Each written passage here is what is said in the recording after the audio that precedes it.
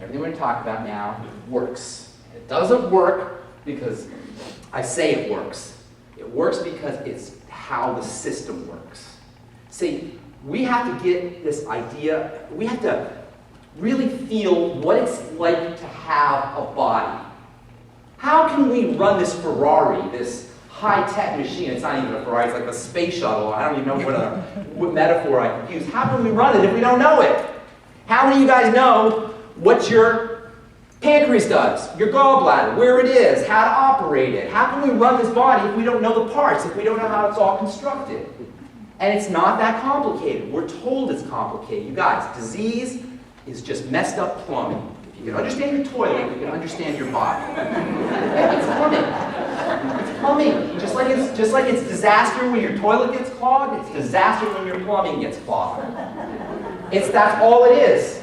No, I'm not kidding you. Literally, that's all it is. The movement of movement of fluids through the body is called fluid dynamics. Anybody hear that term, fluid dynamics? It's a physics term.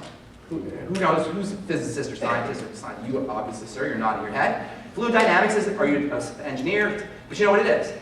You guys get a sense of what fluid dynamics is? It's high-tech science, but it's how our bodies run. Fluid dynamics. The body, by the way, is called hemodynamics, not fluid, because hemo means blood. It's blood dynamics. It's how everything moves over the course of time in our lives, beginning at birth, and unfortunately, tragically, even beginning in utero, pre-birth, when the baby is born, clogs begin to form in the body. And over the course of years and months and decades, those clogs ultimately create pockets of death in your body. And by the time we're 40, 30, 20 even sometimes, 20, 30, 40, 50, 60, 70, we're walking around with pockets of death. Yes, who said that? That's exactly correct. Oh my gosh. And we're walking around little pockets of death, little pockets of, sometimes lots of them, pockets of dead tissue, dead cells that are completely dysfunctional, lack of oxygen, lack of nutrients, nothing is moving around as it should, so the cells aren't getting what they need to get. How can disease not show up? How can disease not show up? It has to show up. But this is good news, because you see, how do we access our blood? Who accesses our blood? Is it magical pixie dust from above? How do you access the blood? Well, if you're not an IV drug user, you're not accessing it this way, and if you're not working in a fungal plant, you're probably not doing it this way, so where does that lead? What's the point of entry into the blood? This is how simple it is, you guys. I'm not a food Nazi at all. If you happen to see me eating a piece of pizza, I don't want to hear about it. That's what I'm doing. I'm liking that pizza. It's not that. It's not about that. You know, we have this idea, which is we're inoculated with, by the way. If an idea doesn't serve you, rest assured it's a parasite that's been inoculated in you. If you have a belief that's not serving you. You know, there's an ant. I'll give you another example. I'll give you the ant one here in a second. There's a virus that will affect a mouse's brain to make the mouse no longer afraid of cats. So when the cat eats the mouse, the virus will replicate in the belly of a cat because that's the only place it can replicate. Did you guys catch that? Let me say that again. Okay? Okay? Mice and rats don't like each other, and it's genetically hardwired into a mouse or rat's brain not to like the cat. But there's a virus that needs to be in the belly of a cat to replicate, and it will hijack the mind of the rat into making the rat go, "Hi, cat, eat me." Cat eats the mouse, and the virus has a place to give birth to all its babies. That's how sneaky viruses are. That's how sneaky all viruses are. They take over, that's how a real virus works. It takes over your cells. It sneaks into your cells and uses your DNA to make more copies of it. Viruses are parasites. They take our energy away from them. And we have a parasite, we have an infection, a mind virus, that says that we somehow are out of control of our bodies. An article came out, a study came out about a month ago that said all cancers are random. Did you hear this? Yeah. Now, the problem with this article and lots of other articles is you got to read the article. And you'll realize when you read the article and you read the study, that's not at all what the study showed, but that's a whole other story. The point is that we're told that all cancers are random, that all our diseases are random, and they are not. They're as simple as accessing your blood and figuring out how to do it correctly. That's as simple as that. And I'm trying to health of simplicity. It all is in the blood, and it's in an interface of the blood. So let's talk about how this whole thing happens. It begins in utero, begins at birth, but we'll talk, or pre-birth, but we'll talk about it post-birth. When a baby comes out of the womb, that baby is human babies are immature. We come out of the womb early. And the reason is because we got big heads with big brains, and as it is, it's a pretty miraculous feat that a baby comes out the birth canal. Ladies who've had babies, correct? I mean, that's an amazing thing, as it is. Imagine if the head had to be fully developed. You know, it would never happen. So babies are designed by nature to come out early. And that's not a problem for the divine force or for nature, which is always perfect, because there's a system in place for growing the baby, especially growing the core of the baby, which is the digestive system. As you can imagine, the digestive system, just logically, would be the most important system because this is where the outside world meets the inside world. You know, unless you're an IV drug user, getting vaccines or getting stuff stuck in your blood, for the most part, the outside world doesn't meet the inside world through the skin because your skin's a barrier. For the most part, it doesn't happen through the nose. You've got all kinds of protection in the nose. So the most critical place in the body, which is where the outside world meets the inside world, is the digestive system, and this is the part of the body that is undeveloped. This is a major issue.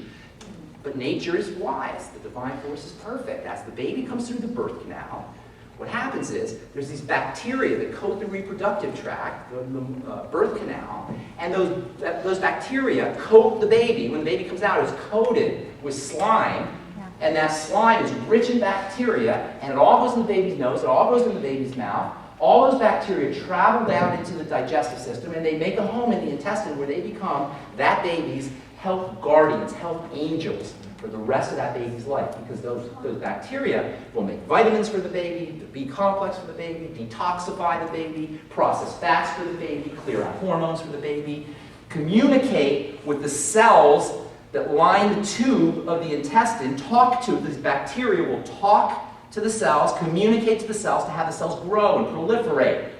Guys, is that cool or what? These bacteria will communicate to the intestine, tell the intestine to grow. And what's even more unbelievable is these bacteria actually have genetics, genes, information for us that we can share. We share genes with the bacteria. They go back and forth.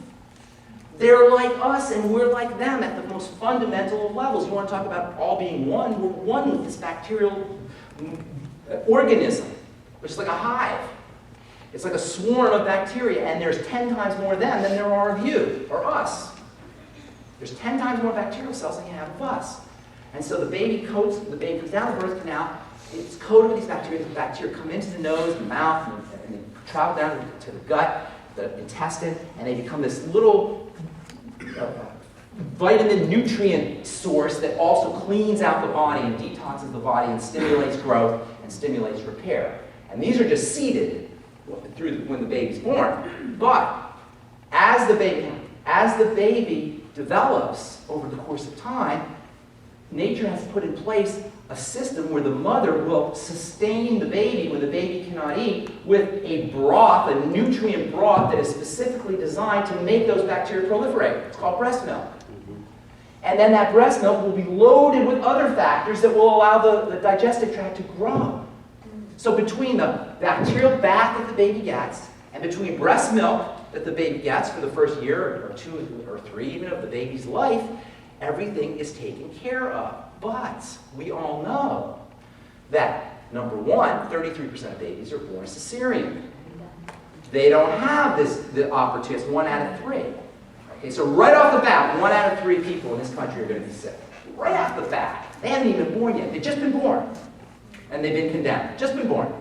Now they have voluntary cesareans, by the way. Have you heard that? So you don't have to go through all that no fuss. You don't have to go through that nasty birth process. We'll just, take the baby out. Then the breast milk. What if the mother, first of all, a third of babies aren't breastfed. They're formula fed. Okay? And not only with formula are you not getting what you need, but now you got a baby that has to detoxify. Yeah, a baby has to detoxify breast milk. This is the craziness of our system. Any kids. So a third of babies don't have breast milk. Then, what if the mother is not nutritionally competent herself? Or even worse, if she has a problem, that's all coming out in the breast milk too. Or what if the mother is not breastfeeding long enough? She breastfeeds for a little bit, doesn't breastfeed long enough. By the time most babies are weaned, they are already on the road to disaster. Most babies and most of you and us in this room. If you're not, you're a rare one. That's not you. Are you beginning to see something here? All right? This is how disease takes place. And it happens to all victims of all diseases this way. Whether your end result is autoimmune disease or cancer or heart disease or Parkinson's disease or whatever, your particular flavor of disease, this is how it all develops. This is such good news, by the way. You'll see here in a second. Why? Always good news. It's the bright side. That's why I call it the bright side. There's always good news, right? So we're just understanding how this takes place. You got to know how it starts before you know how it finishes. You got to know where you are now if you're going to get somewhere, right? You can't get to where you got to go if you don't know where you're at now. So this is where we're at now. Okay? So here's the thing. Digestive system starts to break down. The baby is now 2, 3, 4, and his digestive system is impaired. He's colicky. He's got rashes. He's got ear infections. These are all the manifestations of toxicity that's getting in through the digestive system. Ear infections are classic. Sometimes they have JRA, juvenile rhinitis. Sometimes, God forbid, they'll have autoimmune diseases. You know, all kinds of stuff that can happen as the baby develops. But for the most part, for most of us, because the life force at this stage is so unbelievably powerful, most people can get away with a lot of stuff and just have some discomfort. Or because our sense of our tolerance, our ability to tolerate things is so high, and we set the bar so low on what's available to us, for most people it's not severe yet by the time 3 or 4 years, 5 years of age comes along. However, what's happening all along here is because the digestive system is breaking down, there becomes an inability to access nutrition from food. Are you with me? Yeah. Does that make sense? The body's not accessing nutrition from food effectively. Now, the baby's about 4 or 5 now. He's had a history of digestive problems, brings some rashes. Even if he's been fine on the surface, if he's gone through this procedure where he's not getting breastfed and he didn't get breastfed long enough, etc., he's starting to manifest some of the signs of energy dysregulation, an inability to get energy from food. This is how we're the main source of us to get where we get energy from. Now the baby's 3, 4, 5, 6, 7 years old, and he's not processing energy correctly. But again, the body is magnificent, and it can adjust things. There's adjustments that are made. Okay? So the baby's 3, 4 years, 5 years old. He's not really getting energy really effectively from food. So what's starting to happen is his blood sugar is starting to get low, and he's going out to get some food, usually whatever's available, and his blood sugar goes back up again, so he gets energy. But when the blood sugar goes up high, the body has a way of pulling it back down. The body doesn't like high blood sugar. Sugar is a toxin to the body past a certain point. So the kid is 3, 4, he's not handling it, he's not handling his food correctly, energy's not getting processed correctly, and now he's going through this high blood sugar, low blood sugar roller coaster. He gets cranky when he doesn't get food, he gets food, does it sound familiar to anybody who has kids? Cranky, and then he gets excited, and then he gets hyper, and then he gets cranky, and hyper, and up and down. But we don't know, so we just think this is part of the process. It's not part of the process. So his digestive system's breaking down, he's not handling energy correctly, he's not getting nutrients from food. Now he's starting to manifest signs of blood sugar dysfunction. DYS always means messed up in Latin talk, in scientific talk. Dysglycemia. Anybody hear this term? Gly means sugar. Emia means blood. Dysglycemia is messed up blood sugar. So now the kid's got this messed up blood sugar issue. And now, the kid is now a kid. He's probably 7, 8, 9, 10, 11 years old. He's eating all kinds of crappy food because he's trying to get a sugar fix, and now he's got digestive problems. He may start to break out a little bit. He's starting to exhibit the signs of toxicity. Now, as the blood sugar is going up and down, because the body can handle things, it has a system for stabilizing everything. When you have low blood sugar, that's an emergency. When you have high blood sugar, that's an emergency. So you have an emergency system that takes care of all the emergencies in the body. It's housed in these 2 little pieces of tissue that are called glands on top of your kidneys. Right? What am I talking about? Adrenal glands. Exactly. Following this dysglycemia, this fluctuation of blood sugar, up and down and up and down and up and down. Following this, you start to get into some adrenal issues because the adrenal glands are starting to do the work. Number one, they're processing, they're helping the body in times of stress when the blood sugar is low. Number two, they're dealing with the toxicity that's entering into the bloodstream through the broken down digestive system and the issues that the body has with processing energy. So now you've got adrenal stress. When the adrenal glands are cranking out hormones, the body feels like its survival is being threatened. When the adrenal glands are a system that's designed to get you away from a tiger that's going to eat you. So when adrenal hormones are being pumped out,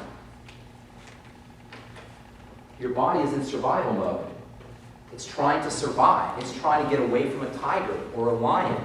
And it will create an entire biochemical milieu, a biochemical environment in your body, a biochemical recipe in your body that is reflective of everything you need to get out of a situation. This is what the adrenal glands do. They get you out of situations.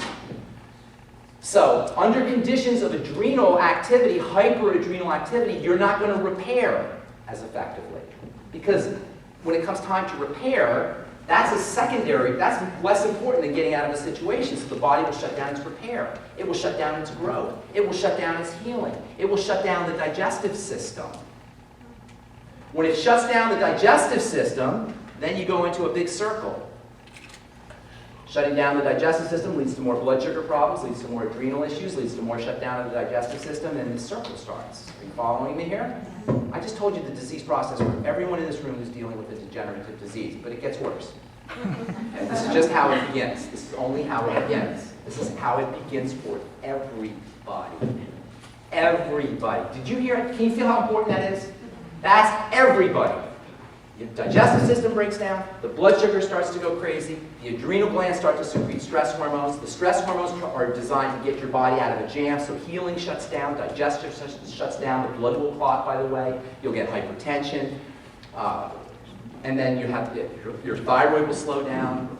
Everything you hate about life will ensue over the course of long-term activation of the survival or stress nervous system, which for most of us follows a breakdown in digestion and dysglycemia. I call that the triangle of disease. You guys have heard me talk about that problem.